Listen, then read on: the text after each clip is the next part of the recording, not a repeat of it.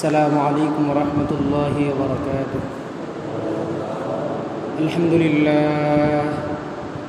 الحمد لله وكفى، والصلاة والسلام على عباده الذين اصطفى. أما بعد، فأعوذ بالله من الشيطان الرجيم. بسم الله الرحمن الرحيم. ومن أراد الآخرة وسعى لها سعيها وهو مؤمن فأولئك كان سعيهم مشكورا. وقال الله تعالى في مقام آخر: فمن كان يرجو لقاء ربه فليعمل عملا صالحا ولا يشرك بعبادة ربه أحدا. قال النبي صلى الله عليه وسلم: الدنيا دار من لا دار له، ومال من مال له، ولها يجمع من لا عقل له. وقال النبي صلى الله عليه وسلم: الدنيا جيفة وطالبها كلاب، أو كما قال النبي عليه الصلاة والسلام. محبة درود إبراهيم كري اللهم صل على محمد وعلى آل محمد كما صليت على إبراهيم وعلى آل إبراهيم إنك حميد مجيد. اللهم بارك على محمد وعلى آل محمد كما باركت على إبراهيم وعلى آل إبراهيم إنك حميد مجيد. সম্মানিত মুসল্লিয়ান ইকরাম ও পর্দার আড়ালে অবস্থানরত শ্রদ্ধা সম্মানিতা মা ও বোনেরা, আমি আপনাদের সামনে কোরআনে কারীমের দুটি সূরা থেকে দুটি আয়াতে কারিমা তেলাওয়াত করেছি। তেলাওয়াত আয়াতে কারিমাকে সামনে রেখে দুনিয়ার পরিচয় সম্পর্কে গুরুত্বপূর্ণ কিছু আলোচনা করার ইচ্ছা পোষণ করেছি রব্বে কারীমের দয়া ও অনুগ্রহের মাধ্যমে। দুনিয়ার পরিচয়, আমরা যে দুনিয়াতে বসবাস করি সেই দুনিয়ার পরিচয়। এক নম্বর, দুনিয়া ক্ষণস্থায়ী। দুনিয়া চিরস্থায়ী না, দুনিয়া ক্ষণস্থায়ী। দুনিয়ার মধ্যে প্রকৃত নেককার কারা, তাদের পরিচয়। নাম্বার 3, তাসবিহ তাহলিল জিকির আজকারের মূল উদ্দেশ্য। নাম্বার 4, পাপ থেকে আত্মরক্ষার দুটি পন্থা। এরকম 11টা বিষয় আছে। আল্লাহ তাআলা যদি তৌফিক দান করেন, অল্প সময়ের মধ্যে কোরআনে কারীমের যে দুটি আয়াতে কারিমা তেলাওয়াত করেছি এবং রাসূলুল্লাহ সাল্লাল্লাহু আলাইহি ওয়াসাল্লামের দুটি হাদিসের অংশ তেলাওয়াত করেছি। তেলাওয়াতকৃত আয়াতদ্বয় এবং হাদিসদ্বয়কে সামনে রেখে গুরুত্বপূর্ণ কিছু কথা বলবো। মহান আল্লাহ পাক রব্বুল আলামিন হেদায়েতের উদ্দেশ্যে আমাকে বলা এবং আপনাদের সবাইকে শোনার তৌফিক দান করুন। সকলে বলি আমিন। দুনিয়া ক্ষণস্থায়ী, এটা সবাই বিশ্বাস করে। দুনিয়া ক্ষণস্থায়ী। দুনিয়া ক্ষণস্থায়ী আবাস, চিরস্থায়ী আবাস হলো আখিরাত। এটার মধ্যে কোনো সন্দেহ আছে? দুনিয়া ক্ষণস্থায়ী, চিরস্থায়ী আবাস হলো আখিরাত। আর দুনিয়া প্রতারণার জায়গা, আর আখিরাত হলো শান্তির জায়গা। দুনিয়া প্রতারণার জায়গা, দুনিয়া ধোঁকার জায়গা, দুনিয়া অশান্তির জায়গা, আখিরাত প্রশান্তির জায়গা। দুনিয়া আমলের স্থান, আখিরাত বিনিময়ের স্থান। দুনিয়াতে আমল করবে, এটার বিনিময় কোথায় পাবে? পরকালের মধ্যে আল্লাহ পাক রব্বুল আলামিন আমাদেরকে দান করবেন। কয়েকদিনের দুনিয়া, এই সামান্য কয়েকদিনের দুনিয়াটা, এটা একটা পরীক্ষার হল। এটা মাত্র একটা পরীক্ষার হল, অন্য কিছুই না। হযরত মাওলানা জুলফিকার আহমদ নকশবন্দি রহমতুল্লাহ আলাইহি প্রায় সময় বলতেন, এ দুনিয়া ভ্রমণের জায়গা নয়, এ দুনিয়া ভ্রমণের জায়গা নয়, এ দুনিয়া তামাশার স্থান নয়, এ দুনিয়া বিলাসিতার জায়গা নয়, বরং এটা হলো পরীক্ষার স্থান। এ দুনিয়া কিসের স্থান? পরীক্ষার স্থান। আমরা চলাফেরা করি, এদিক সেদিক ভ্রমণ করি, যদিও ভ্রমণ করি, যদিও খেয়াল তামাশা করি, আমরা যাই কিছু করি না কেন আমাদের মাথায় রাখতে হবে এ দুনিয়া তামাশার জায়গাও নয়, এ দুনিয়া বিলাসিতার আরামের জায়গাও নয়, এ দুনিয়া একটা পরীক্ষার স্থান। অত্যন্ত পরিতাপের বিষয়, এ দুনিয়াটা একটা পরীক্ষার স্থান হওয়ার পরেও অত্যন্ত পরিতাপের বিষয় হলো যে আমাদের কেউ কেউ একে পর্যটন কেন্দ্র বানিয়ে নিয়েছি। দুনিয়াকে আমরা পর্যটন কেন্দ্র বানিয়ে নিয়েছি, দুনিয়াকে আমরা খেয়াল তামাশার জায়গা বানিয়ে নিয়েছি। দুনিয়া ইট বালি তৈরি, কিন্তু এই দুনিয়া ধ্বংস হয়ে যাবে, কিন্তু মানুষ এই দুনিয়াকে অনেক মহাব্বত করে। কথা বাস্তব না অবাস্তব? আমরা ঘর করি, কাঠকারি ঘর, টিনের ঘর, মাটির ঘর, বিল্ডিং, যাই কিছু করি ইট বালুর তৈরি, কিন্তু একদিন না একদিন এগুলো ধ্বংস হয়ে যাবে। কিন্তু এই দুনিয়ার এই ঘর বাড়িকে আমরা মহাব্বত করি, ভালোবাসি। পক্ষান্তরে আখিরাত সোনা রূপার তৈরি, আখিরাতের প্রতিটা বিল্ডিং সোনা রূপা দ্বারা তৈরি। কঠিন কালেও এগুলো ধ্বংস হবে না, কিন্তু তারপরেও মানুষ আখিরাতমুখী হয় না। কথা বাস্তব না অবাস্তব? বাস্তব সত্য কথা।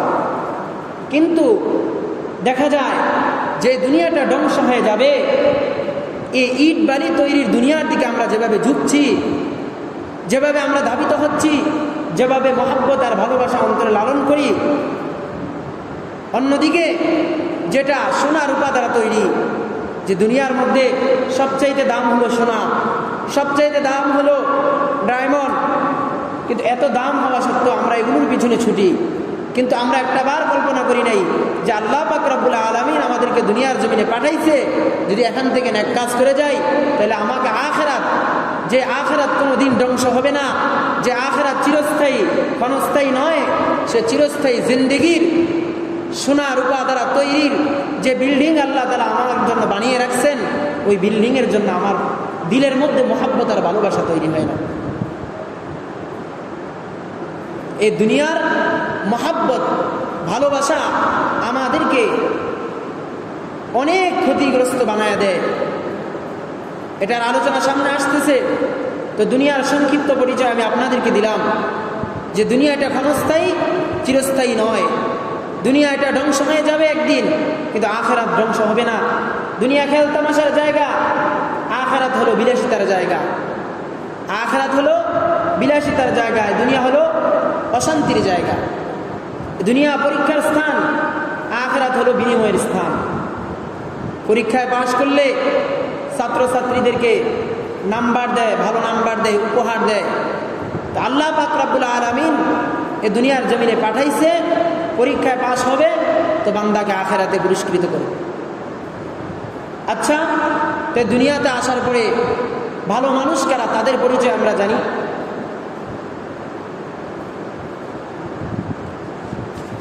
ভালো মানুষ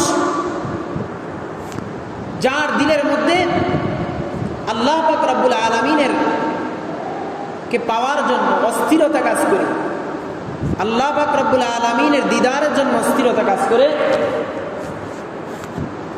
সেই ভালো মানুষ। আল্লাহ পাক রব্বুল আলামিন কোরআনে কারীমের এক আয়াতের মধ্যে বলেন, সূরাত বনী ইসরাঈল 19 নম্বর আয়াতে আল্লাহ তাআলা ইরশাদ করেন, ومن أراد الآخرة وسعى لها سعيها وهو مؤمن فأولئك كان سعيهم مشكورا ومن أراد الآخرة, যে ব্যক্তি আখিরাত কামনা করে, যে ব্যক্তি আখিরাত পাওয়ার জন্য ইচ্ছা করে, যে ব্যক্তি আখিরাতে সুখ শান্তি পাইতে চায়, ওয়াসআ লাহা সাইয়াহা, এবং আখিরাত পাওয়ার জন্য চেষ্টা করে, ওয়া হুয়া মুমিন, এবং সেই ব্যক্তিটা ঈমানদারও। এমন ব্যক্তি যে ঈমানদার এবং আখিরাত পাওয়ার ইচ্ছা করে এবং পাওয়ার জন্য চেষ্টাও করে। ঈমানদার আখিরাত পাওয়ার জন্য আশা করে এবং পাওয়ার জন্য চেষ্টাও করে, শুধু আশা করে না, চেষ্টাও করে, কিভাবে পাইবে সে চেষ্টাও করে। রব্বুল আলামিন তারপরে বলেন, ফাউলাইকা কানা সাইয়ুহুম মাশকুরা। সুতরাং এরাই হলো ওই সকল লোক যাদেরকে আল্লাহ পাক রব্বুল আলামিন যাদের পরিশ্রমকে, যাদের চেষ্টাকে আল্লাহ পাক রব্বুল আলামিন কবুল করে নিয়েছেন, স্বীকৃতি প্রদান করেছেন, যাদের প্রচেষ্টাকে আল্লাহ পাক রব্বুল আলামিন স্বীকৃতি দিয়েছেন। মানুষ দুনিয়ার মধ্যে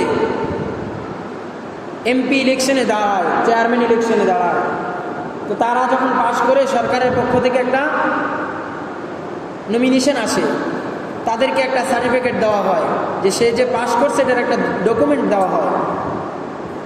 আল্লাহ পাক রব্বুল আলামিন যারা ভালো মানুষ আখিরাত পাওয়ার জন্য চেষ্টা করে ঈমান থাকা অবস্থা, আল্লাহ পাক রব্বুল আলামিন তাদেরকেও এরকম দুনিয়ার জমিনে সার্টিফিকেট দিয়ে দেয়। বলেন সুবহানাল্লাহ।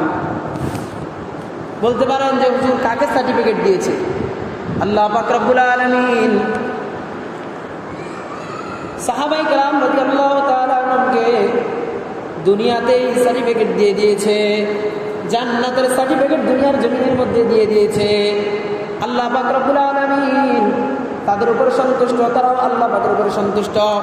এই জন্যই তো কোনো সাহাবীর নাম উচ্চারণ করলে হযরত আবু বকর রাদিয়াল্লাহু তাআলা আনহু রাদিয়াল্লাহু, আল্লাহ তার উপর সন্তুষ্ট, ওয়ারাদু আনহু, এবং তিনিও আল্লাহর উপর সন্তুষ্ট, রাদিয়াল্লাহু ওয়ারাদু আনহু, আল্লাহ তার উপর সন্তুষ্ট, তিনিও আল্লাহর প্রতি সন্তুষ্ট।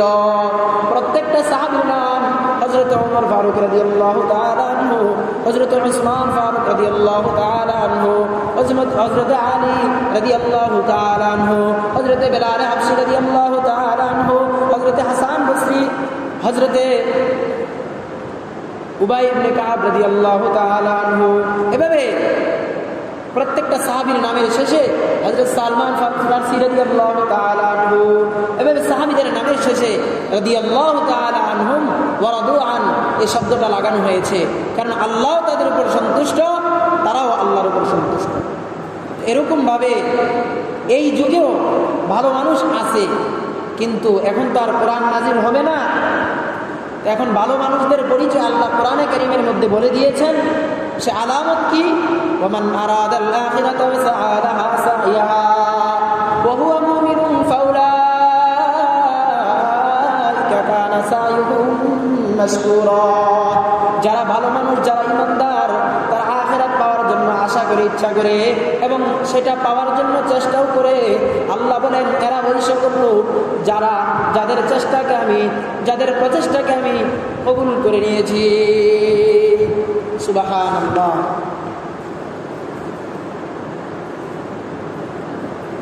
তাসবিহ, তাহলিল, জিকির, আজকারের মূল উদ্দেশ্য দুনিয়ার ভালোবাসা অন্তর থেকে কিভাবে বের হবে, আখিরাতের প্রতি কিভাবে আগ্রহ সৃষ্টি হবে, এটার খেয়াল তো আমাদের আজকে নাই। আমরা দুনিয়ার মহাব্বত দিলের মধ্যে ঢুকাইয়া আখিরাতের মহাব্বত দিল থেকে বের করে দিয়েছি। অথচ সাহাবায়ে কেরাম রাদিয়াল্লাহু তাআলা আনহুম আজমাইন, প্রত্যেকটা নবী রাসূল দুনিয়ার জমিনে আসছে শুধু কেবল দুনিয়ার মহাব্বত দিল থেকে বাইর করার জন্য, আল্লাহ রাসূলের মহাব্বত অন্তরে পয়দা করার জন্য। বলে আল্লাহ এবং আল্লাহ রাসূলের মহাব্বত অন্তরে কিভাবে সৃষ্টি হবে? আল্লাহ পাক রব্বুল আলামিনের ভালোবাসা অন্তরে কিভাবে তৈরি করবে? এসবই হলো তাসাউফের মূল উদ্দেশ্য। সেই উদ্দেশ্য অর্জনের জন্য বেশি পরিমাণ জিকির আজকার করা লাগবে। যে যত বেশি জিকির করবে, লা ইলাহা ইল্লাল্লাহ, বলেন না সবাই, লা ইলাহা ইল্লাল্লাহ, লা ইলাহা ইল্লাল্লাহ। জোয়ান বুড়া সবাই বলেন লা ইলাহা ইল্লাল্লাহ, কারণ রব্বে রব্বে কারীমের নাম নিতে যদি আমার লজ্জা লাগে, তাহলে এর চাইতে বড় দুর্ভাগার বিষয় আর কোনোটাই হতে পারে না। রব্বে কারীম যিনি আমাকে সৃষ্টি করেছেন, যিনি আমাকে প্রতিপালন করতেছেন, যিনি আমাকে প্রতিটা সেকেন্ডে সেকেন্ডে পাহারা দিচ্ছেন, ওই রবের নাম আমি নিতে কেন লজ্জাবোধ করব? সকলে অন্তর থেকে বলি লা ইলাহা ইল্লাল্লাহ, লা ইলাহা ইল্লাল্লাহ, লা ইলাহা ইল্লাল্লাহ। আল্লাহ ছাড়া কোনো মাবুদ নেই, একথা মুখে অস্বীকার করা, একথা কলবের মধ্যেও ফিট করা। যত বেশি জিকির করা হবে, যত বেশি জফা হবে, যেই জিনিসের নাম যত বেশি জফা হয় ওই জিনিসটা অন্তরের মধ্যে বেশি ঢুকে।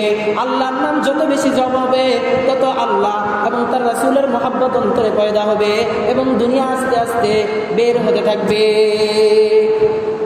দুনিয়া এবং আখিরাত উভয়টা এক সমান হয় না, উভয়টা এক সমান হয় না।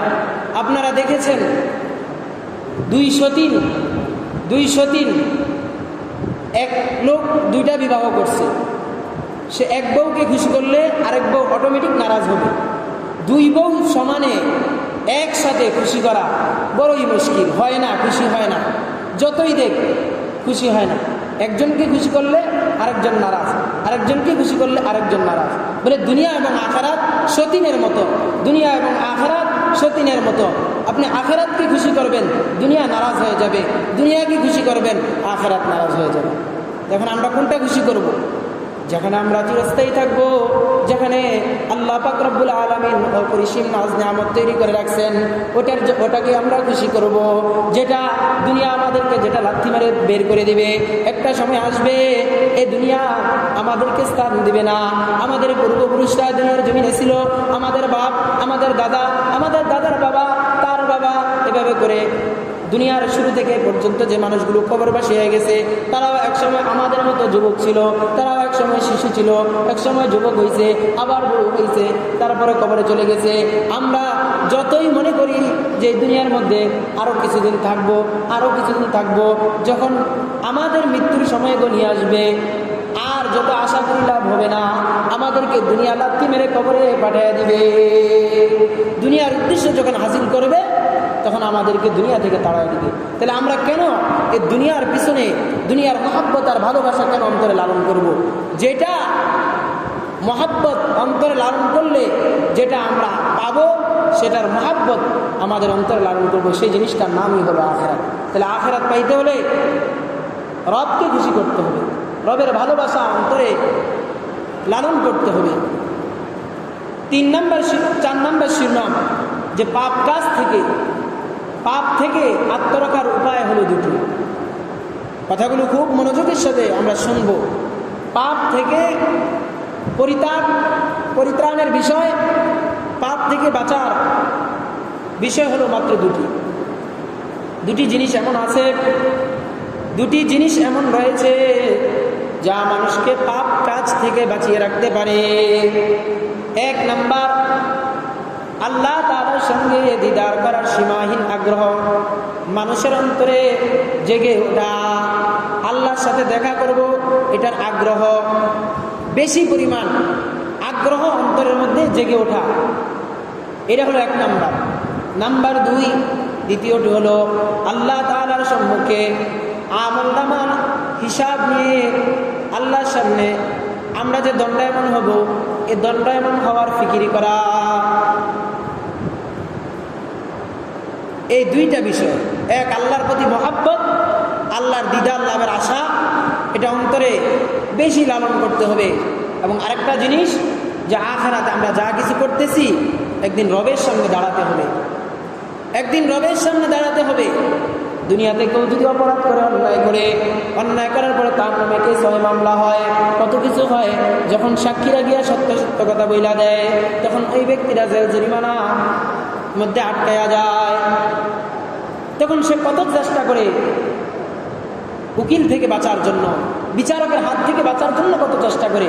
অনেক সময় তো মিথ্যা উকিল দিয়ে সে বেঁচে যায়, বিচারকের হাত থেকে বেঁচে যায়। কিন্তু রব্বে কায়নাত যিনি 24 ঘন্টা আমাকে পাহারা দিচ্ছেন, রব্বে কায়নাত রব্বুল আলামিন আলামিন, যিনি আমাকে 24 ঘন্টা প্রতিপালন করতেছেন, যিনি আমাকে লালন পালন করতেছেন, উনি তো এমন কোনো বিষয়ের প্রতি যে ওনার জানা নাই বা উনি দেখে না, এরকম কোনো বিষয় নাই। 24 ঘন্টা উনি আমাকে দেখতেছেন, ভালো কাজ করলেও দেখেন, খারাপ কাজ করলেও দেখেন। তাহলে ওনার কাছে তো এগুলো জানা আছে, তা আমি কিভাবে মিথ্যা বলে ওনার কাছ থেকে পার পাবো? এই ফিকির অন্তরের মধ্যে ঢুকানো আর রব্বে করিমের সাথে সাক্ষাতের আশা অন্তরের মধ্যে লালন করলে, এই দুটা জিনিস অন্তরের মধ্যে লালন করলে গুনাহ থেকে বাঁচা যাবে। এই দুটা জিনিস ছাড়া গুনাহ থেকে বাঁচার আর কোনো রাস্তা নাই। দুনিয়া 5 নাম্বার হলো, দুনিয়াই হলো, দুনিয়ার মহাব্বত হলো সব গুনাহের মূল। দুনিয়ার মহাব্বত হলো সব গুনাহের মূল। দুনিয়া এমন একটা জায়গা, আল্লাহ রাসূল সাল্লাল্লাহু আলাইহি সাল্লাম ইরশাদ করেন, হুব্বুদ দুনিয়া রাসু কুল্লি খাতিয়া। ক্বালা an-নবী সাল্লাল্লাহু আলাইহি ওয়াসাল্লাম, হুব্বুদ দুনিয়া রাসু কুল্লি খাতিয়া, দুনিয়ার ভালোবাসা সমস্ত গুনাহের মূল। কোরআনে কারীমের মধ্যে ইরশাদ হয়েছে, মহান রব্বে কারীম ইরশাদ করেন, ইয়া লাইতা লানা মিসলা মা উতিয়া কারুন ইন্নাহু লাযু হাযিন আযীম। কারুনের যুগের লোকেরা এই কথাই বলেছিল, কারুনের যুগের লোকেরা এই কথাই বলেছিল, ইয়া লাইতা লানা মিসলা মা উতিয়া কারুন, হায় যদি কারুনের সমপরিমাণ সম্পদ আমাদের থাকতো। কারুনের যুগের লোকেরা এই কথাটাই বলতো যে ইয়া লাইতা লানা মিসলা মা উতিয়া কারুন, হায় যদি কারুনের মতো ধন সম্পদ আমাদের থাকতো। ইন্নাহু লাযু হাযিন আযীম, নিশ্চয়ই সেই বড় ভাগ্যবান। কারুনের যুগের লোকেরা মনে করতো কারুনের সম্পদ আছে বিদায় কারুন ভাগ্যবান, কিন্তু তারা তো জানতো না কারুন যে অভাগ্যবান, কারুন যে ভাগ্যবান নয়, তারা কিন্তু এটা জানতো না। তারা জানতো যে কারুনের ধন সম্পদ আছে, ধন সম্পদ থাকার কারণে কারুন বড় ভাগ্যবান। আল্লাহ পাক রব্বুল আলামিন এই কথাটা আমাদের নবীকে জানায় দিছে, ও নবী, ইয়া লাইতা লানা মিসলা মা উতিয়া কারুন। তারা আফসোস করতো, হায় যদি কারুনের মতো আমাদের ধন সম্পদ থাকতো, নিশ্চয়ই কারুন সে বড় ভাগ্যবান ছিল। কিন্তু কারুনের পরিণতি কে না জানে? সবাই জানে যে তার ধন সম্পদ সহ মাটির নিচে যাইতে আছে, এখনো পর্যন্ত যাইতেছে, মাটির নিচে যাইতেই থাকবে কিয়ামত পর্যন্ত। তাহলে সে কি ভাগ্যবান না দুর্ভাগা? তার মতো দুর্ভাগা আর পৃথিবীতে আর কেউ নেই। তো ধন সম্পদ থাকলেই কি ভাগ্যবান হয়? ধন সম্পদ থাকার কারণে ভাগ্যবান হয় না। এই জন্য নবীজি সাল্লাল্লাহু আলাইহি সাল্লাম ইরশাদ করেন, হুব্বুদ দুনিয়া রাসু কুল্লি খাতিয়া, দুনিয়ার মহাব্বত যার ভিতরে যত বেশি ঢুকছে, দুনিয়ার মহাব্বত ঢুকার কারণে কিন্তু কারুন লাঞ্ছিত হয়েছে, দুনিয়ার মহাব্বত ঢুকার কারণেই কিন্তু কারুন অপদস্থ হয়েছে। বলতে পারেন কিভাবে? হযরতে মুসা আলাইহিস সালাম কারুনকে প্রস্তাব দিল, হে আমার ভাই কারুন, তুমি তোমার সম্পদের যাকাত আদায় করো। ইতিহাস আমরা সকলে জানি, কারুনকে যখন বলেছে যাকাত আদায় করার জন্য, কারুন হিসাব করে দেখলো তার যে পরিমাণ সম্পদ, সে যদি যাকাত আদায় করে তার অনেকগুলো সম্পদ কমে যাবে। সম্পদ কমে যাওয়ার ভয়ে, সম্পদের মহাব্বতের কারণে সে যাকাত দিতে অস্বীকার করলো। উল্টা হযরতে মুসা আলাইহিস সালামের বিপরীতে, হযরতে মুসা আলাইহিস সালামের বিরুদ্ধে সে একটা নারীকে অপবাদ দেওয়ার জন্য নারীকে ভাস করলো যে আমি এমন একটা সমাবেশ করব, মাহফিল করব, এই জায়গার মধ্যে মানুষ যখন জড়ো হবে, একসাথে হবে, তুমি সকলের সামনে দাঁড়ায় বলবা মুসা আমার সাথে অপকর্ম করেছে। নাউজুবিল্লাহ, বলেন নাউজুবিল্লাহ। আল্লাহর নবীর সামনে যখন এটা বলছে, আমাদের নবী যদি হয়তো কি করতো, আল্লাহর কাছে দোয়া করতো, হেদায়েতের দোয়া করতো। আর মুসা আলাইহিস সালাম তো রাগিলা মানুষ ছিল, সাথে সাথে বদদোয়া করছে। ওই মহিলা দেখেন আল্লাহর কি কারিশমা কুদরত, যে নবীর বিরুদ্ধে দাঁড়াবে তাকে শিখাইয়া দিছে, কিন্তু সে দাঁড়ায়া সত্য কথাই বলে দিছে যে নবী আমার সাথে কোনো অপকর্ম করে নাই, কারণ আমাকে এত টাকা পয়সা দিয়ে, অর্থ সম্পদ দিয়ে সে আমাকে ভাস করছে আমাকে এই কথা বলার জন্য। তখন আল্লাহ নবী হযরত মুসা পয়গম্বর উনি বদদোয়া করলেন। বদদোয়া করার সাথে সাথে কারণ তার ধন সম্পদ সহ যা কিছু আছে সব কিছু সাথে করে মাটির নিচে যাওয়া আরম্ভ করল। যখন যাইতে যাইতে হাঁটু পর্যন্ত চলে যায়, তখন বলতেছে, হে ভাই মুসা, আমাকে মাফ করে দাও। আবার সে বলল, মাটি তাকে তাড়াতাড়ি গ্রাস করো। যাইতে যাইতে বুক পর্যন্ত, আবার বলছে গলা পর্যন্ত। কিন্তু গলা পর্যন্ত যাওয়ার পরেও মুসা আলাইহিস সালাম তাকে মাফ করে নাই, কারণ রাগিলা নবী আসছিল তো, মাফ করে নাই। মাফ না করে আবার মাটিকে বলছে মাটি তাকে গ্রাস করো। তখন একবারে পুরা মাটির নিচে চলে গেছে। আল্লাহ পাক হযরত মুসা আলাইহিস সালামকে বললেন, হে নবী, আপনি তো বদদুয়া করলেন, কিন্তু এই কারণ যদি আপনাকে না বইলা আমাকে যদি একবার বলতো যে আল্লাহ আমাকে মাফ করে দেন, যে আমার এত দয়া, আমি কারণকে সহ মাফ করে দিতাম। সুবহানাল্লাহ বলবেন না?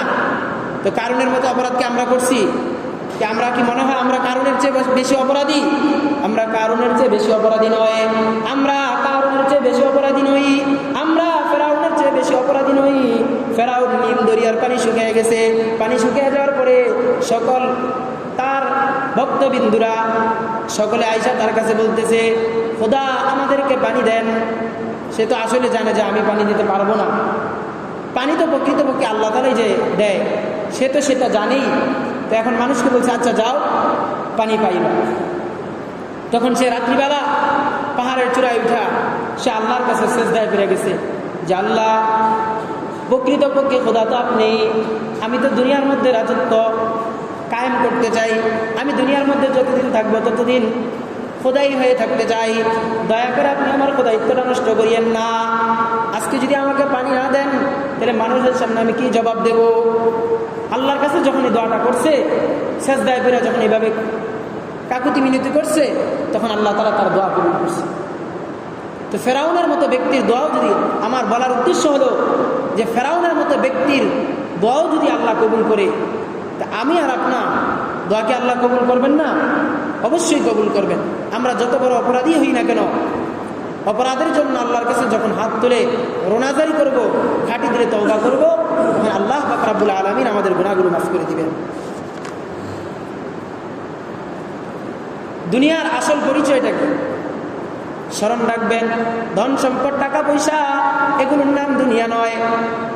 ধন সম্পদ টাকা পয়সা জায়গা জমি অর্থ সম্পদ স্ত্রী পুত্র এগুলো কিছুর নাম ওই দুনিয়া নয়।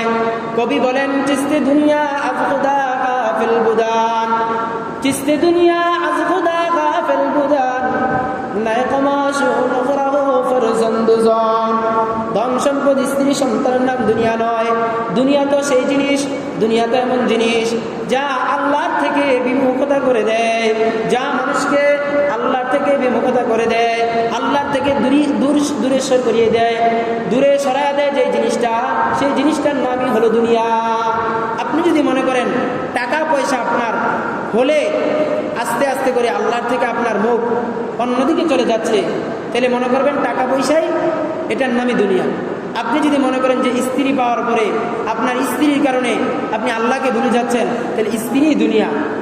আপনি যদি মনে করেন যে এগুলো কিছুই আপনার কোনো ক্ষতি করে না, আপনার মোবাইল আপনাকে ক্ষতি করতেছে, আল্লাহর থেকে দূর সরিয়ে দিয়েছে, তাহলে মনে করবেন এই মোবাইলে আপনার দুনিয়া। যে জিনিসটা কবি বলেন, চিস্তে দুনিয়া আজ খুদা গাফিল বুদান, চিস্তে দুনিয়া আজ খুদা গাফিল বুদান, নাই কমাশু নখরাহু ফরজন্দুজন। টাকা পয়সা ধন সম্পদের নাম, জায়গা জমির নাম দুনিয়া নয়। দুনিয়া হলো ওই জিনিস যা আল্লাহর থেকে দূর করিয়ে দেয়, যা আল্লাহর থেকে বিমুখতা করে দেয়। দুনিয়া মে হো দুনিয়া কা তলবগার नहीं हो, दुनिया में हो दुनिया का तलबगार नहीं हो, बाजार से गुजर खरीदार नहीं हो, बाजार से गुजर खरीदार नहीं हो। দুনিয়াতে আছি বটে কিন্তু দুনিয়ার প্রত্যাশী হইনি, বাজার হয়ে পথ চলেছি বটে কিন্তু ক্রেতা হইনি। বাজারে যাইনি যে ক্রেতা এরকম না, বাজারে অনেকে ঘোরার জন্য যায়, বাজারে অনেকে কি করে ঘোরার জন্য যায় না। তা আমরা দুনিয়াতে মুসাফির অবস্থায় আছি, আবার মুসাফির থেকে আবার এখান থেকে চলে যেতে হবে আসল জায়গা। আসল জায়গা আখিরাত, আখিরাতে আমাদের চলে যেতে হবে। এটাই কবি বলছে যে দুনিয়া মে হো দুনিয়া কা, দুনিয়া মে হো দুনিয়া কা তলবগার नहीं हो, বাজার সে গুজর খরিদার नहीं हो। দুনিয়াতে আছি ঠিকই, দুনিয়াতে আছি ঠিকই কিন্তু দুনিয়ার প্রত্যাশী নই।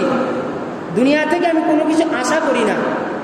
দুনিয়াতে আছি ঠিক কিন্তু দুনিয়ার থেকে আমি কোনো কিছু আশা করি না। বাজার হয়ে পথ চলেছি বটে, কিন্তু ক্রেতা হইনি। বাজারে যে যাই, বাজারে যাইতেছি বিদায় যে আমি যে ক্রেতা, আমি যে কেনার জন্য যাচ্ছি, বিষয়টা এরকম না। আমি বাজারে এমনিই যাচ্ছি, আমি দুনিয়াতে এমনিই আসছি। আল্লাহ পাক রব্বুল আলামিন আমাকে পাঠাইছেন বিদায় আমি দুনিয়াতে আসছি, কিন্তু আমার দুনিয়া মাকসাদ না, আমার মাকসাদ থাকবে আখিরাত। আল্লাহ নবী সাল্লাল্লাহু আলাইহি সাল্লাম এই হাদিসটা বলে আমি শেষ করছি। দুনিয়ার পিছনে কারা ছোটে? রাসূলুল্লাহ সাল্লাল্লাহু আলাইহি সাল্লাম ইরশাদ করেন, আদ-দুনিয়া দারু মান লা দারা লাহু, আদ-দুনিয়া দারু মান লা দারা লাহু ওয়া মালু মান মালা লাহু ওয়া লা ইয়াজমাউ মান লা আকলা লাহু। দুনিয়া ওই ব্যক্তির ঘর, আদ-দুনিয়া দারু মান লা দারা লাহু, দুনিয়া ওই ব্যক্তির ঘর যার কোনো ঘর নেই, যার কোনো ঘর নেই, যার আখিরাতে কোনো ঘর নেই, যার আখিরাতে কোনো ঘর নেই, দুনিয়া হলো তার ঘর। দুনিয়া ওই ব্যক্তির ঘর যার কোনো ঘর নেই, যার কোনো ঘর নেই মানে যার চিরস্থায়ী ঠিকানা নেই, তার ঘর দুনিয়াতে। আর দুনিয়া দারু মান লা দারা লাহু, যার কোনো ঘর নেই তার ঘর হলো দুনিয়ায়। ওয়া মালু মান মালা লাহু, দুনিয়া ওই ব্যক্তির সম্পদ যার কোনো সম্পদ নেই, অর্থাৎ আখিরাতে যার কোনো পুঁজি নেই, তার হলো দুনিয়াটাই পুঁজি।